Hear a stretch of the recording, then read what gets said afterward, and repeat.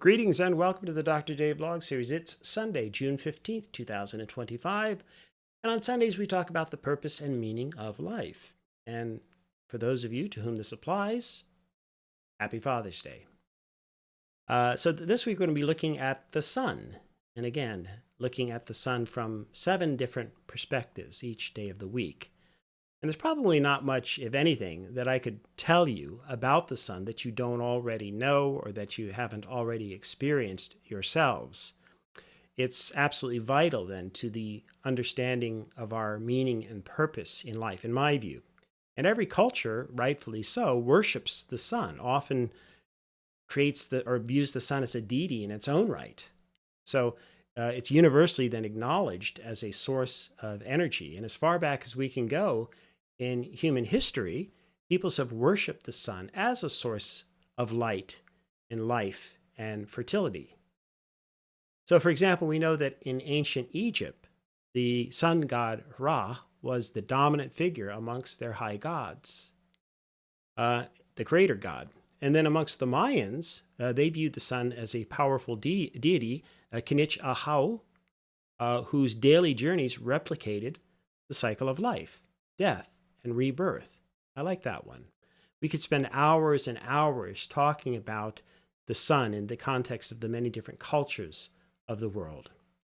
These days, of course, we understand quite well that the sun provides our energy through light and heat, but that it also drives photosynthesis, stimulates our bodily production of vitamin D, which is, of course, vital to bone health and our immune functioning.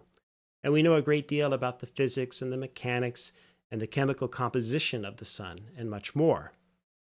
Later in the week, I'll actually address a couple of things we still don't know especially well about the sun. But today, the issue is the sun in relation to the purpose and meaning of life. And so while, again, I don't imagine I can tell you anything that you haven't already heard about the sun, I'm just going to share with you kind of my philosophical understanding of the sun as our vital source of energy and the implications as the fundamental force that animates all of life. So to my way of thinking, then, we're all of us, every one of us, a product of the sun, literally, but also metaphorically, in the sense that we all know that there's a light in the depths of our souls that we can shine upon the world. And when we're at our very best, that light shines through inevitably through our smiles, through our words, through our actions.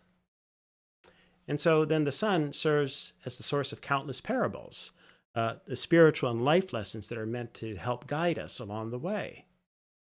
One of my favorites comes from Aesop's Fables. Maybe you heard this as a child as well, but it's still worth hearing, I think, all these many years later. You know the tale of the north wind and the sun? I bet you do. So the north wind and the sun are having this quarrel one day. Which of them is stronger? I don't know about this alpha male thing, but this seems to be everywhere. And then as they're having this quarrel, a traveler passes by wrapped in a cloak. And so the sun says, let us agree then that he is stronger who can strip that traveler of his cloak. Very well, growled the north wind. He sent a cold, howling blast against the traveler that whipped the coat back about the traveler's body. But what happened was the traveler just wrapped the cloak around his body ever more tightly. And then the harder that the wind blew, the tighter he held onto that cloak. So his efforts were completely in vain. And then the sun began to shine. Gentle beams providing soothing warmth, especially after the bitter cold from the north wind. And the traveler eventually unfastened his cloak and let it hang loosely from his shoulders. And then as the sun's rays grew warmer, the man took off his cap and he mopped his brow. And at last, he became so heated that he pulled off his cloak completely. And to escape from the blazing sunshine, he threw himself down in the welcome shade of a tree by the roadside. So the lesson, of course, being that the gentleness and kind persuasion can always win out where force and bluster tend to fail. And I guess that's kind of the adult version of the, just because you're able to shout louder than the other person in an argument, that doesn't make your argument more persuasive. It certainly doesn't make you right. And in fact, it usually has the opposite effect. So instead, we're supposed to harness the energy of the sun. That is, be a source of energy and light and warmth, at least as best we can on a regular basis. And I think that's our real challenge, quite frankly. So how so? Well, you have to bear in mind that there are so many countervailing forces at play, pulling upon us in different directions and tempting us to turn away from the light that we're all born with. Those temptations are ubiquitous, in my view. They're with us, they challenge us every single day. So again, speaking just for myself now, I can't recall ever living a full day without being drawn at some point away from the light in thought or in my actions. And yet there's good news on this front nonetheless. Those thoughts and actions that are relatively devoid of light, which sometimes when I was younger might torment me for long stretches of time. Well, these are quite rare indeed these days. They still pass by from time to time, but only rarely do they ever win out. So our real challenge is to always strive then to turn toward the light, to receive the light, to bathe in the light. For when we bathe in the light, we become enlightened. And then we can become the beacons of light ourselves in this world. We can shine, we can give off energy and warmth and light. And that's how we contribute positively to human survival and to the survival of the ecosystem more generally. So remember how someone unexpectedly might have shined their light upon you at some point in their lives, lifted your spirits or warmed your soul or gave you just the right message at the right time. And remember when you've done the same for someone else, because you have, almost assuredly, and perhaps repeatedly over the course of your lifetime. Or for that matter, on the other end of the continuum, if you will, can you recall a time when you blocked the light in someone else's life or denied them, at least metaphorically, access to the light and the warmth of the sun? So while I don't have hyperthymesia, where you can recall every single life event in great detail, the one thing that I do recall for me, or for most of my life, almost every time I've seriously hurt someone in this world or shown them my darkest side. Now, thankfully, I'm no Dexter, no serial killer or anything like that, but I've certainly hurt people, and especially when I was younger, and many times over the years. And more often than not, they were people that were close to me. Maybe you as well. And my point is that these are the instances I remember, again, just speaking for myself, in greatest detail. But I and you and we all have a choice, despite our imperfections. That is, we can either numb ourselves to the pain that we've experienced and perhaps caused in others, or we can face the reality of the darker side of ourselves, and we can try to change that. And we're all at different points along the continuum, if you will. And I'm not here to judge where you are or even where I am. I kind of have a pretty good sense of where I am, and hopefully you do as well. And let's face it, there's some people who have spent their entire lives, it would seem, being incredibly positive people whose light seems to burst forth at every opportunity. And don't we gravitate towards those people? But by comparison, most of us, and again, myself included, have to work at letting the light shine through the cracks bit by bit, sometimes fighting against ourselves, even when we're striving to do the right thing. And so here's a very simple personal example. All right, I used to live in Toronto, and I used to donate blood, and especially platelets, on a regular basis. So platelets help our blood clot, and you donate platelets through a process known as pheresis. And it usually takes a couple of hours. You just sit in a chair, and you've got these tubes all connected to you, and it runs your blood through this machine, and then basically distills the platelets and so on. And so, like with blood, though, you have to be able to match the person so that you can donate the platelets successfully. And so people in hospitals not only need the blood, then they need the platelet infusions, especially if you're getting things like chemotherapy. So typically I donate maybe once every 2 or 3 months, if you will, whenever the Canadian Blood Services would call. As I say, it's maybe every 3 months, I would say on average. No problem.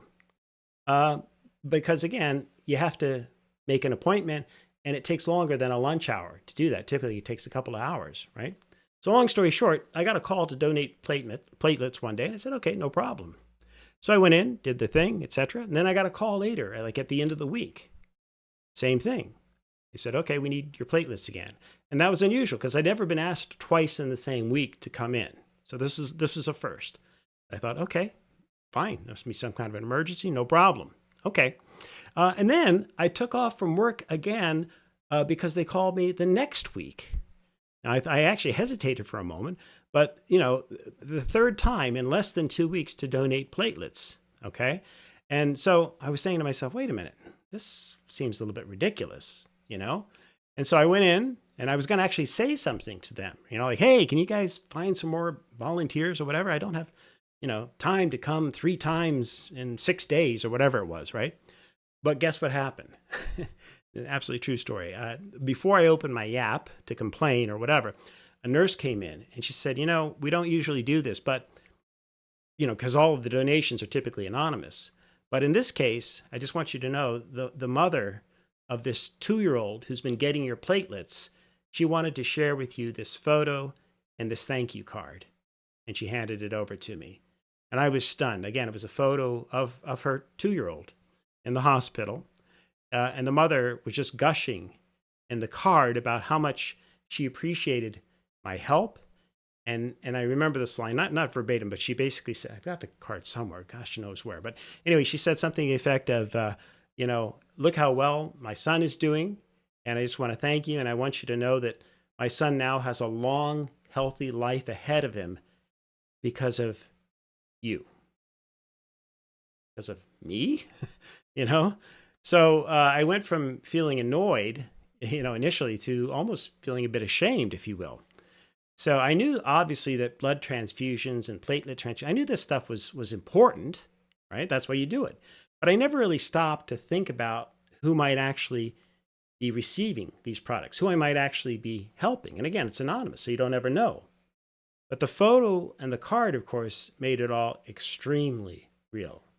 And I've never hesitated. I've never complained about donating blood or platelets since then, right?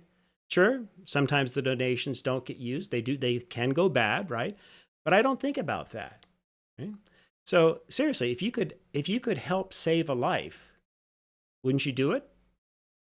Especially through such a simple and, dare I say, low-cost approach. Well, that was almost 30 years ago now.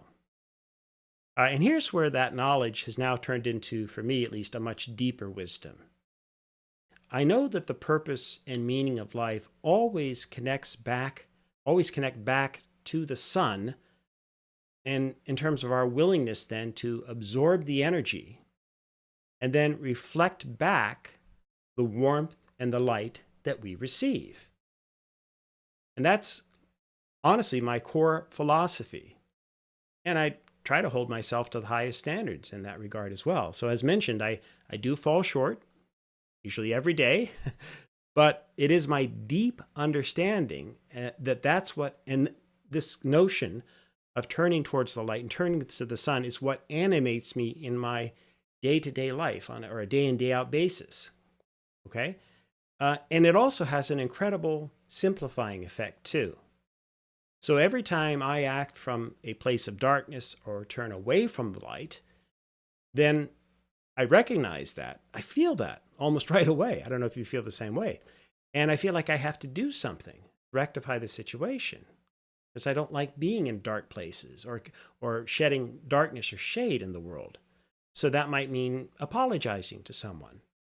It might mean just thinking more about how I reacted or how I responded, or are there other options that I could consider and learn from and apply in the future? In general, for me, it's about, okay, well, sure, nobody's perfect. We all heard the cliche, but then I think I don't want to stop there. How can I commit energy and resources to move more in the right direction, and so on?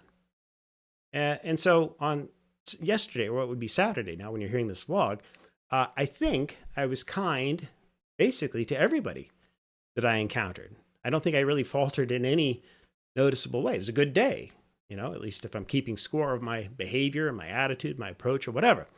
But even then, I still had to shoo away from time to time a few negative or hostile thoughts. Okay. And then in the evening, I didn't have the energy to do more positive things in the evening, shall we say, even though I suppose I could have done more, right? I could have gone out, just walked around town and helped people or, whatever. But I worked on this vlog instead, right? And I guess that counts, right? That's a positive contribution. I hope it is. But of course, being human, I was running low on energy. And so I had to take in some food and water. And I actually needed to get a little bit more sleep last night to re-energize. So to me, that's the wiser course of action, shall we say. In other words, I don't, we ourselves are not endless sources of light and positive energy. Okay? We get run down, all of us. And so to my view, the smart thing to do is to simply withdraw, if you can, from others in a responsible way when we cannot provide the light and warmth to which we're normally accustomed to providing, shall we say.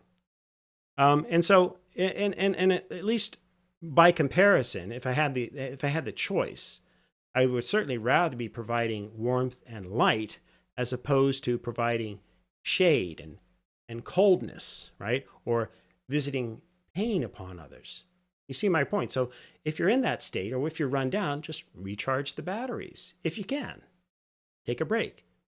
And finally, this is kind of how I see the world writ large, too. Okay?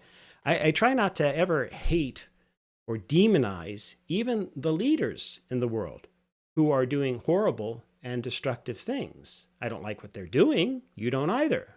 Right? And I'm sure there are many cases that we could kind of all agree. So yeah, there are a lot of people that are doing sometimes horrible and destructive things out there. I'm not naive. I see it. You see it. And we feel it. Okay?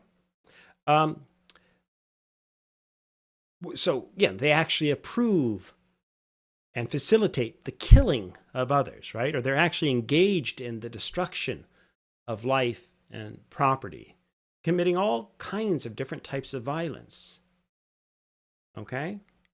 And then beyond that, though, there are countless millions who do things on a much smaller scale, or at least once in a while.